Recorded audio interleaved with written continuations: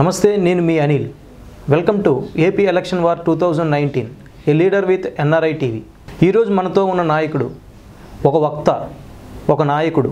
ప్రపంచంలోని ఎన్నో దేశాలు అతని రాక కోసం ఎదురు చూశాయి. ప్రపంచంలోని ఎన్నో దేశాలు అతని రాకతో గర్వించాయి. ఇదంతా కూడా ఒకప్పుడు. అయితే ఇప్పుడు అతను ఏపీ బరిలో నరసాపురం పార్లమెంట్ నియోజకవర్గం నుంచి ఎంపీ క్యాండిడేట్గా పోటీ చేస్తున్నారు. అంతేకాదు, అతని అభ్యర్థులు 40 పైన స్థానాల్లో నిలబెట్టారు. రేపొద్దున ఆ 40 పైన స్థానాల్లో అతను గెలిస్తే ఖచ్చితంగా ముఖ్యమంత్రిని అయి తీరుతానంటున్నారు. ఎంపీగా తన నరసాపురం నుంచి గెలిచి పీఎం క్యాండిడేట్గా కూడా నిల్చుంటానంటున్నారు. అతను ఎవరో కాదు, ప్రజాశాంతి పార్టీ అధ్యక్షుడు డాక్టర్ కేఏ పాల్. ఈరోజు అతన్ని అడిగి అతని మనోగతాన్ని ఆవిష్కరించే ప్రయత్నం చేద్దాం. నిజానికి ఇతను పరిచయం అక్కర్లేని వ్యక్తి. ప్రపంచానికే శాంతిని పరిచయం చేసిన వ్యక్తి, ఒక శాంతి దూత కేఏ పాల్ గారు. నమస్తే అండి కేఏ పాల్ గారు, ఎలా ఉన్నారు? Very tired but very excited. ప్రజల దగ్గరికి మీరు వెళ్ళినప్పుడు ఎటువంటి సమస్యలతో వారు మీ ముందుకు వస్తున్నారు? కనీసం మౌలిక వసతులు కూడా లేవు నరసాపురం ప్రాంతంలో. ఇంతకుముందు పాలకుల వైఫల్యం అదంతా అని మీరు చాలాసార్లు అన్నారు. దాని గురించి మీరు ఏం చెప్తారు? చూడండి, నరసాపురమే కాదు, ఆంధ్ర రాష్ట్రం 2.5 లక్షల కోట్లు అప్పుల పాలైంది. రాష్ట్రమే నాశనం అయిపోయింది. అందులో నరసాపురం, అవతల ఈస్ట్ గోదావరి, అమలాపురం, యువతల వెస్ట్ గోదావరి, ఈ 2 ఉభయ గోదావరిలు తుఫాను పడినప్పుడే 100 కోట్లు నేను ఇప్పించాను. బాలయోగి చంద్రబాబు నాయుడు గారు అన్నం మీరు చూశారు కదా. నేను చేసిన అభివృద్ధి వారు గవర్నమెంట్ చేయలేదని. ఎంతో పెద్దవారిని Bunker Hunt, JB Hunt, Mike హకబీలు తీసుకొచ్చాను నేను ఇక్కడ కూర్చున్న భీమవరంకి. ఇంత డబ్బు ఇచ్చినా ఎక్కడ సరి అయిన మంచినీళ్ళు లేవు. నరసాపురంకి అయితే రోడ్లు ఎక్కడా లేవు, అభివృద్ధి ఏమీ లేదు. నిరుద్యోగులకు ఉద్యోగాలు లేవు, హాస్పిటల్ లేవు, స్కూల్స్ లేవు, పాడైపోయి ఉన్నాయి ఈ ప్రాంతం. అయితే నా కోరిక ఏంటంటే, దేవుడు నన్ను నడిపించాడు. నరసాపురంని ఒక మోడల్ పార్లమెంటు నియోజకవర్గంగా చేసి 1 సంవత్సరంలో తతిమా 542 నియోజకవర్గాల్ని భారతదేశంలో చేయడానికి నా ప్లాన్. అప్పుడు ప్రైమ్ మినిస్టర్ అవడానికి. ఇప్పుడు ఎంపీ అయితే నరసాపుర్ని మంచి ఎయిర్ అంబులెన్సులతో, గవర్నమెంట్ డబ్బు ఇవ్వదు, నేను ప్రైవేట్ డబ్బు తీసుకొస్తాను, ఉద్యోగాలు. మన ఎన్ఆర్ఐస్ ఉట్టి కబుర్లు ఆడతారు కానీ పని ఏం చేయరు.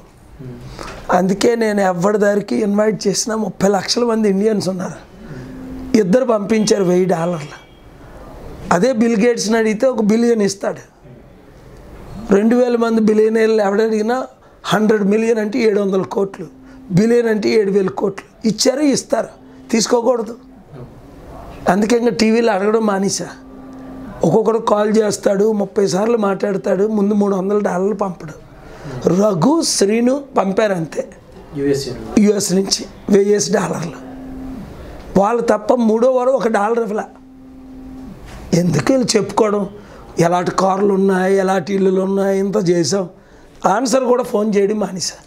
అదే ఎన్ఆర్ఐస్కి నేను ప్రపంచం అంతా 200 దేశాల్లో ఎక్కడైనా హాని జరిగితే, నార్వేలో ఎన్ఆర్ఐలను అరెస్ట్ చేశారు. మిలియన్స్ ఆఫ్ డాలర్ ఖర్చు పెట్టి నేను, వాండర్ హోలీఫీల్డ్, గవర్నమెంట్, ఎంపీలు, సుడాన్లో, ఎక్కడైనా యూరోప్లో, అమెరికాలో ఏ ఎన్ఆర్ఐకి హాని జరిగినా నా సొంత డబ్బు ఖర్చు పెట్టి వెళ్ళా. ఇప్పుడు నాకు తెలిసిపోయింది, ఎవ్వరు ఎన్ఆర్ఐ రూపాయి ఇవ్వడని. అంతే, కబుర్లు ఆడతారు, సలహాలు ఇస్తారంటారు, చేసేదేటి? ఆంధ్ర రాష్ట్రానికి 2 లక్షల కోట్ల రూపాయల అప్పు ఉంది అన్నమాట మనందరికీ తెలిసిన విషయమే. ఆ 2 లక్షల కోట్ల అప్పును మీరు క్షణంలో తీర్చేస్తాను రేపొద్దున సీఎం అయితే అని చెప్పి చెప్తున్నారు. అంటే 7 లక్షల కోట్ల రూపాయలు క్షణంలో తీర్చలేను, కానీ నాకు ప్రాపర్ ప్లానింగ్ ఉంది. అందుకే ప్రపంచంలో 8 ఫీల్డ్లో నెంబర్ 1 అయ్యాను. నా మాట విన్న బిల్ గేట్స్ ఇండియా వచ్చాడు, $100,000 ఇచ్చాడు. అలాంటిది ఇప్పుడు 100 బిలియన్ ఇచ్చాడు through foundation, through Warren Buffett, through personal fund. ఎలా చేశాను? Carlos slim, richest man in the world, నన్ను కలిసినప్పుడు 1 ఆఫ్ ద బిలియనర్స్.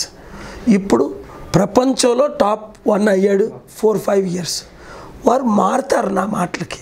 స్పిరిచువల్గాన మన ఇండియన్స్ లక్ష్మీ మిత్తాలు కానీ రతన్ టాటా కానీ అంబానీలు అదానీలు కానీ అందరూ నా బ్లెస్సింగ్స్ తీసుకున్నా సహారా వాండర్ ఒక్కడో $1 ఇవ్వాల. ఇండియన్స్కి ఇచ్చే గుణం లేదని మరోసారి రుజువు అయిపోయింది.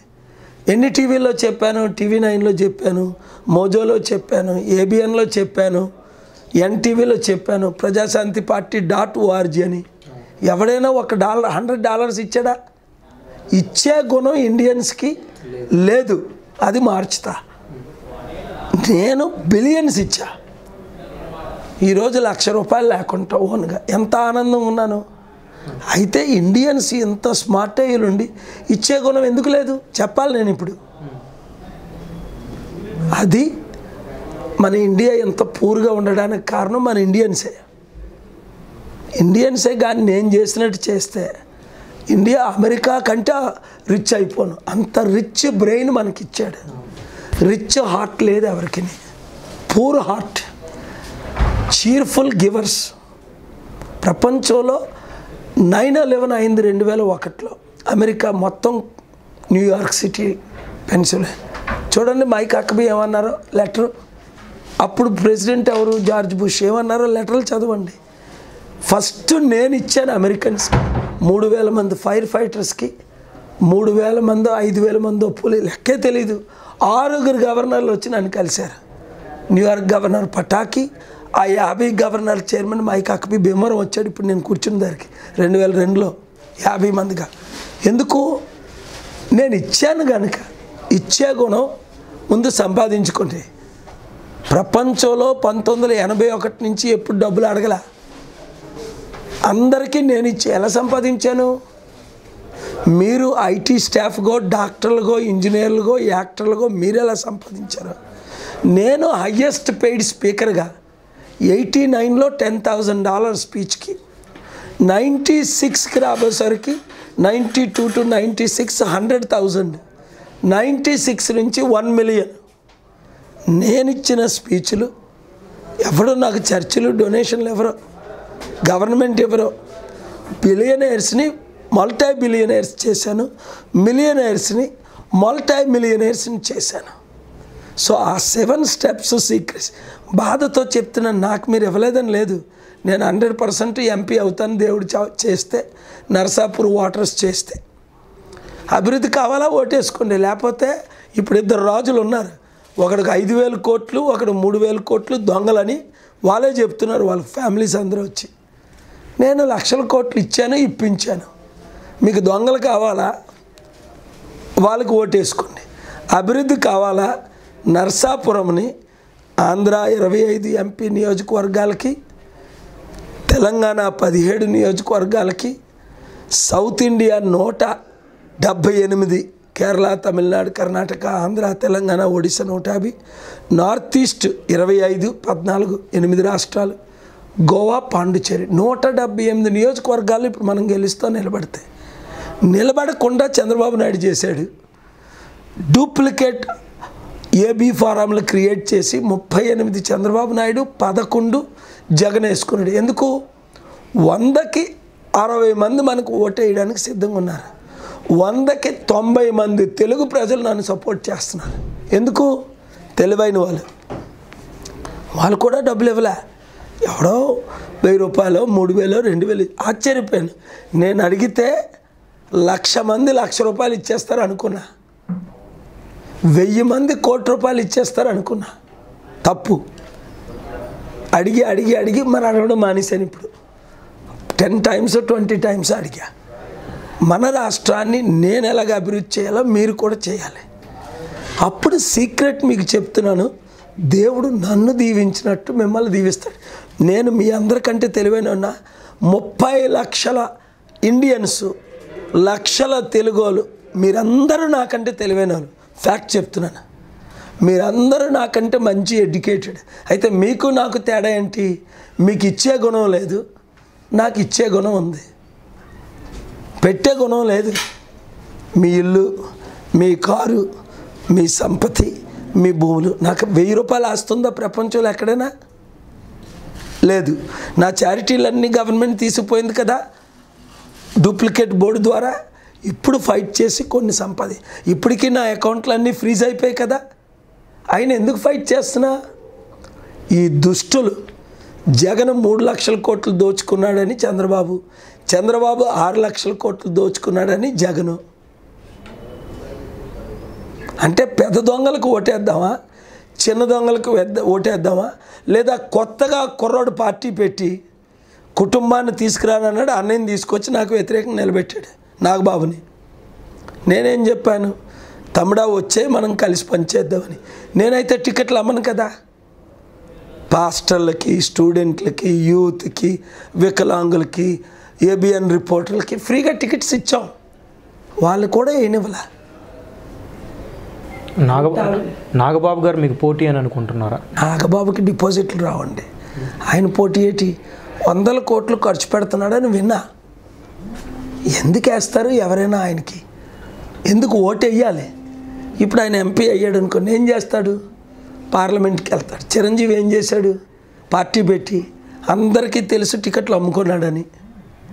పాపం ఆ తర్వాత కాంగ్రెస్లో కలిపేశాడు. ఏ కాంగ్రెస్ విరోధంగా పార్టీ పెట్టో ఆ తర్వాత కాంగ్రెస్లో ఎంపీ అయి మినిస్టర్ అయ్యాడు. ఇప్పుడేంటి అంటున్నారు? వైఎస్ఆర్సీపీ పార్టీ రఘురామరాజు గారు మొన్న మీరు నామినేషన్ వేసేటప్పుడు వచ్చి మిమ్మల్ని కలిశారు. మీరు ఆయనకు బ్లెస్సింగ్స్ కూడా ఇచ్చారు. అయినా కూడా ఆయన ఇంకా మీ మీద పోటీకి నిల్చొనే ఉన్నారు.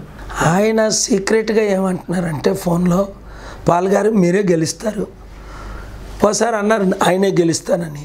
మీ చేతిలో ఓడిపోయినా పర్వాలేదు, అది పబ్లిక్గా చెప్పలేదు, కానీ ఆ రోజు చెప్పారు.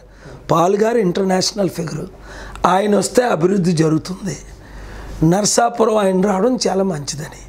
సో తెలివైన ప్రజలు ఎవరు ఫ్యాన్కి కానీ, సైకిల్కి కానీ, గ్లాస్కి కానీ ఓటేయరు, హెలికాప్టర్కే వేస్తారు. ఎందుకు అంటే వారికి నాకు ఎంత తేడా ఉందంటే, వెలుగుకి చీకటికి దోచుకునే వాళ్ళు ఎవరు? నేను పుట్టిందే ఇవ్వడానికి, నా సంపాదన అంతా ఇచ్చేసాను 1000 రూపాయలు ఎంచుకోకుండా. అందుకే నా భార్య, నా పిల్లలు, నా మనవలు బాధపడతారు. అన్ని చారిటీలు చేసేసాను, కానీ హ్యాపీగా ఉన్నాను. అది గెలిస్తే సీఎం అయితే ఆంధ్రాని అమెరికా చేస్తా, అన్ని విధాల మేనిఫెస్టో అభివృద్ధి చేసి. ఎందుకంటే 7 లక్షల కోట్లు మినిమం తీసుకొస్తా, 2.5 లక్షల కోట్లు అప్పు తీర్చేస్తా, 4.5 లక్షల కోట్లతో అభివృద్ధి చేస్తా. ఇప్పుడు సంవత్సరానికి 1,00,000 కోట్లు, 1,50,000 కోట్లు అవినీతి డబ్బు. ఇప్పుడు చంద్రబాబు నాయుడు గారు 6 లక్షల కోట్లు దోచుకున్నారంటే అర్థం ఏంటి? భూములు, గుట్టలు, పట్లు 5 సంవత్సరాలు అంటే సంవత్సరానికి 1,20,000 కోట్లు. అది ఆపేస్తా. అయితే మీరు గెలిస్తే 7 లక్షల కోట్ల రూపాయలు ఆంధ్ర రాష్ట్రానికి తీసుకొని వస్తాను. మినిమం 7 లక్షల కోట్ల రూపాయలు పెట్టుబడి రూపంలో కానీ లేకపోతే ఫండింగ్ రూపంలో కానీ తీసుకొస్తాను. ఇది ఓన్లీ డొనేషన్స్. ట్రంప్ని ఒక 100 మంది ప్రెసిడెంట్లు, బిలియనర్లు తీసుకొచ్చి ఒక్కొక్కరి చేత 1 బిలియన్ ఇప్పిస్తా. కొందరు 10 బిలియన్ ఇస్తారు, కొందరు 1 బిలియన్ ఇస్తారు. పొద్దున్న దురదృష్టవశాత్తు ప్రభుత్వాన్ని ఏర్పరిచే మెజారిటీ మీకు రాలేదనుకోండి, ఆ ఫండింగ్ రాదంటారా? ఆ డొనేషన్స్ రావంటారు? నేను సీఎం అయితే వస్తుంది. నేను సీఎం అయిపోతే జగన్కి ఎవడిస్తాడు? చంద్రబాబుకి ఎవడిస్తాడు? మీరు సీఎం అయితే మిమ్మల్ని చూసి నమ్మకంగా మీకు ఇస్తారు. ఇప్పుడు వరకు బిలియన్స్ ఇచ్చారు కదా. నేను 1 రూపాయి దాచుకోలేదని అందరికీ తెలుసు. ఇప్పుడు మన తెలుగు వాళ్ళకి కూడా తెలిసిపోయింది. ఎప్పుడైతే నామినేషన్లు వేసానో డీటెయిల్స్గా నాకున్నది $2,000 క్రెడిట్ కార్డు అప్పులు లేవు, ఆస్తులు లేవు, ఉన్నంతా చారిటీ చేశాను. అయితే చంద్రబాబు నాయుడు గారు ఆంధ్రాని సింగపూర్ చేస్తానన్నారు, మీరేమో ఆంధ్రాని అమెరికా చేస్తానంటున్నారు. సింగపూర్ మోడల్ మంచిదా, అమెరికన్ మోడల్ ఆఫ్ డెవలప్మెంట్ మంచిదా? ఆయన సింగపూర్ ఎక్కడ చేశాడు? ఉన్న ఆంధ్రాని పాడు చేశాడు ఆయన. చంద్రబాబు నాయుడు గారు వచ్చి ఒక్క ఊరిలోనైనా ఉద్యోగాలు ఉన్నాయా, కంపెనీలు ఉన్నాయా, రోడ్లు ఉన్నాయా? ఏమనంటే కేసీఆర్ని తిడతాడు, మోదీని తిడతాడు. ఇప్పుడు నడ్డం రానాడు భూమి వంకకుందా అన్నాడట, లేదా ద్రాక్షపళ్ళు ఎగిరి నక్కకి అందనప్పుడు పులుపుగా ఉన్నాయి అన్నట. చంద్రబాబు నాయుడు గారికి చేత కాదు పనిచేయడం. అందుకనే రాక్షస రూపమైన జగన్ ఏంటి? రాక్షస రూపం జగన్ది. మానవత్వం లేని మనిషి. మరలా ఆయన తండ్రి 100 రెట్లు బెటర్. ఆయన తల్లి అయితే ఒక దైవం, దేవుని బిడ్డ మదర్ టెరిసా లాంటిది ఫ్యామిలీ. ఈయన మాత్రం చాలా డేంజరస్ ఫెలో. నన్ను జైల్లో పెట్టించింది 2012లో ఆయనే కదా. అసలు నన్ను ఒంగోలులో కూర్చుండి బాలినేని శ్రీనివాసరెడ్డి ఆయన ఎస్పీ రెడ్డి పెట్టారు. ఏం చేయగలిగారు? నేను తలంచుకుంటే ముక్కలు అయిపోతాడు ఆయన కూడా. ప్రేయర్ చేస్తే చేయలే. నన్ను చంపడానికి ప్లాన్ చేస్తే ప్రభు ఆయన నువ్వు చంపే అన్నాను, చచ్చిపోతాడు అంతే. నన్ను చంపడానికి ప్లాన్ చేస్తే మైండ్లో ఆయన కానీ ఆయన లీడర్స్ కానీ గుండాయి చచ్చిపోతారు, 7 చనిపోయినట్టు. ఎవడి స్పేర్ చేయడు దేవుడు. ఇది జగన్మోహన్ రెడ్డి గారు 2019లో కూడా మిమ్మల్ని మీ పార్టీని చాలా విధాలుగా ఇబ్బంది పెట్టారు. మీ పార్టీ జెండా రంగు గురించి కానీ లేకపోతే హెలికాప్టర్ సింబల్ గురించి కానీ ఇంకా ఇబ్బంది పెడుతూనే ఉన్నారు. దాని గురించి మీరేమంటారు? చూడండి, మా పార్టీ 2008లో రిజిస్టర్ అయింది. ఆ జెండా మాది. ఆయన 2011లో కాపీ కొట్టాడు. మేము హెలికాప్టర్ మాకు ఎలక్షన్ కమిషన్ ఇచ్చారు. మేము 7th క్వశ్చన్, అది 7th రిక్వెస్ట్. ఫస్ట్ ఏరోప్లేన్ అడిగాం. మరి ఎందుకు ఇచ్చారో ఎవరు ఇప్పించారో మాకు తెలియదు. దాన్ని ఆపడానికి ఫిబ్రవరి నుంచి ఇప్పుడు దాకా ప్రయత్నాలు, ఎన్నో ఇబ్బందులు పెట్టే కదా. మేము 175 ఎమ్మెల్యేలు 25 ఎంపీలు నిలబడలేదు. నెక్స్ట్ టైం ఇప్పుడు దాదాపు 50 అనుకుంటా, పూర్తిగా తెలీదు, 50-60 ఎమ్మెల్యేలు ఉన్నారు, 8 ఎంపీలు ఉన్నారు, వేసాం. అది ఎవరి ఎంపీలో కూడా మాకు తెలీదు. మావన్నీ డూప్లికేట్ కాపీ చేసి పెట్టారు, మావి తీయించేశారు, గోండాలు పెట్టారు, రిటర్నింగ్ ఆఫీసర్కి థ్రెట్ని ఇచ్చారు. అవన్నీ రుజువులు ఉన్నాయి.